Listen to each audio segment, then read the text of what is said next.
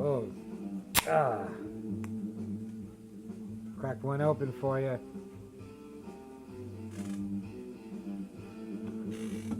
Okay, so I just watched a little while ago a Miami Vice episode called "Out Where the Buses Don't Run," and I mentioned it in my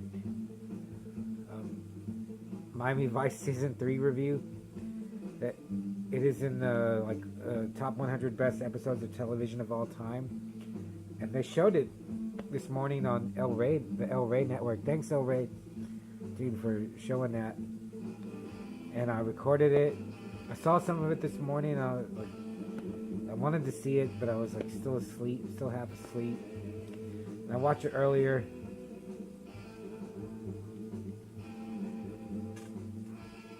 And yeah, it is a great episode.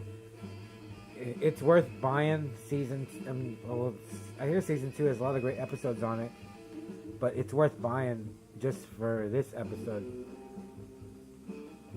The actor Bruce McGill plays a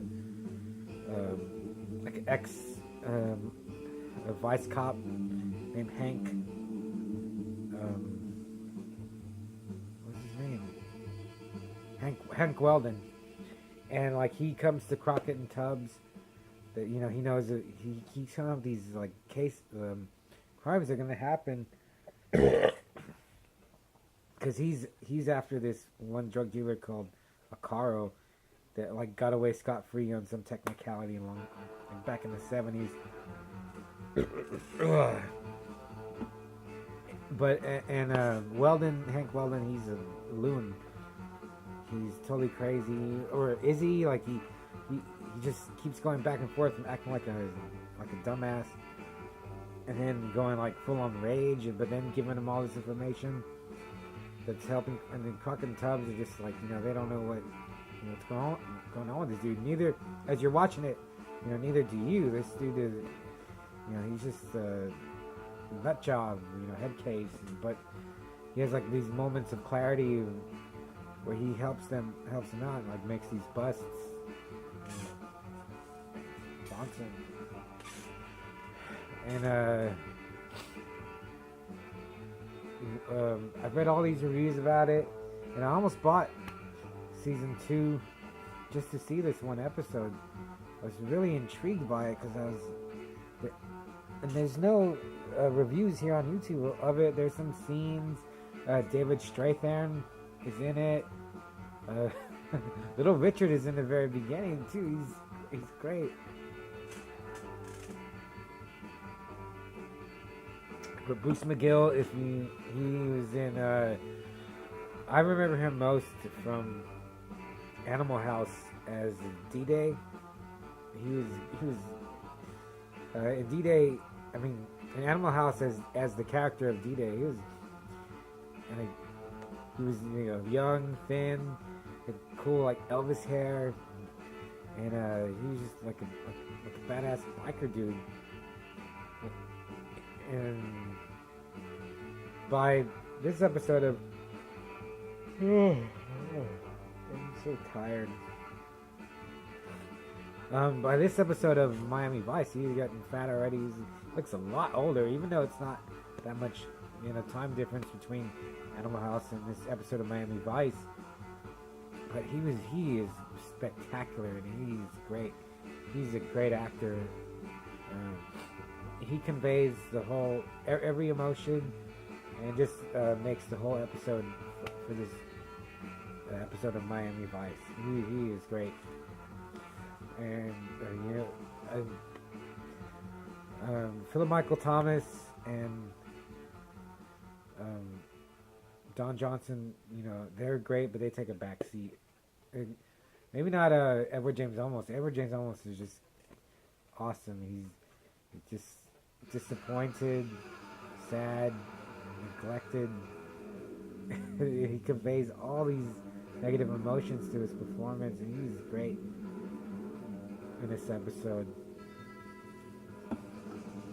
And then there's one part where they're on a stakeout, and the other partners Switek and Zito, they're like, on the beach under like some structure, and Switek, he's oh man, this is like a mistake out, and there's like a pause, and then Zito's like, I bet you wish I would have said that, and I was like, man, that's like good writing, good acting, just it was a great, little wordplay between them two. There's a little bit of action in this episode, but it's all performance of Bruce McGill. And then at the end, I've read some comments how like at the end the ending is like so atmospheric, and they use this song by Men at Work called "Brothers in Arms," which is just totally appropriate for the ending of this episode. And Crockton Tubbs, they're driving and they're playing the song. But it's not as long as I thought it was. It's just a couple of seconds of them driving, this song playing. And other reviews I read were making it seem like it was like a 5-minute piece of them driving while this song is playing, just filled with emotion and atmosphere. It's not that long, but it is good because once they get to their destination, the song keeps playing. It's a good song from Men at Work, Brothers in Arms. It's a great song.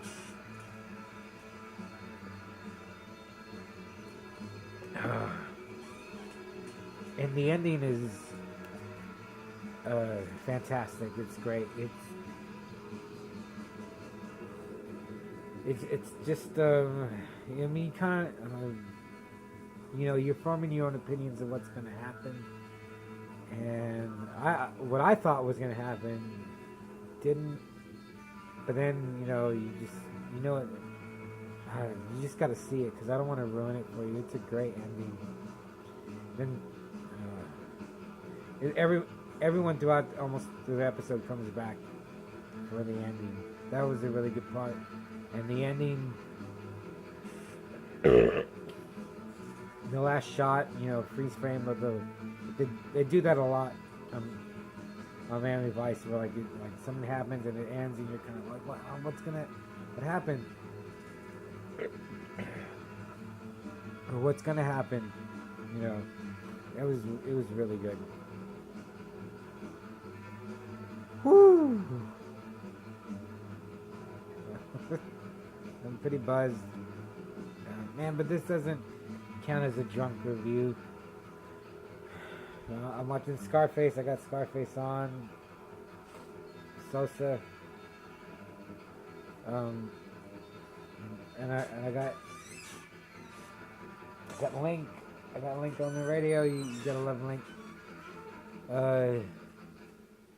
But yeah, this one episode of Miami Vice is one of the best episodes. I've read so many reviews saying it was one of the best episodes, so I'm going with that, and it is. But it's all because of Bruce McGill.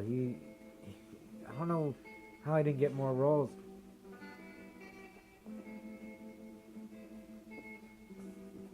How he didn't get more roles from this. He was brilliant.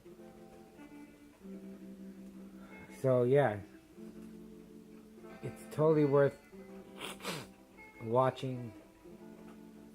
Buying season 2. I hear season 2 has a lot of great episodes, and they're showing them on already, but you gotta get up. They show them at 5 in my time zone. It's like 5 and 6 in the morning, but I can record them. Oh yeah, man, I almost forgot this. The day before, they showed the season premiere of season 2 called The Prodigal Son, and it had so many guest stars. It had Gene Simmons, Pam Grier, Penn Jillette, James Russo, and it had Luis Guzman in it. But most spectacular of all, it had Zoe Tamerlis and Zoe Lunn from Miss 45, and she's so beautiful, so stunning, she died like I think she died in the 90s of a drug overdose. Man, if you ever seen Miss 45, she was great in that movie, and she doesn't talk in it, but you get to hear it. She's in a little cameo in the episode of the season premiere, that the prodigal son is some, like, I saw Zoe Tamerlis and I was like, she's in this, and it just elevated the show for me how much I like it. But yeah, Zoe Tamerlis was in Miami Vice, on the TV screen, and she was. It's like 10 seconds maybe, but back to the episode of Bruce McGill is called "Out Where the Buses Don't Run." Yeah, just if you love movies, TV, cinema, media, it's you can get it on Amazon for like $10, and it's worth it. That one episode is worth it. So I'm gonna stop this now, and please, like the video, subscribe, or just leave a comment, and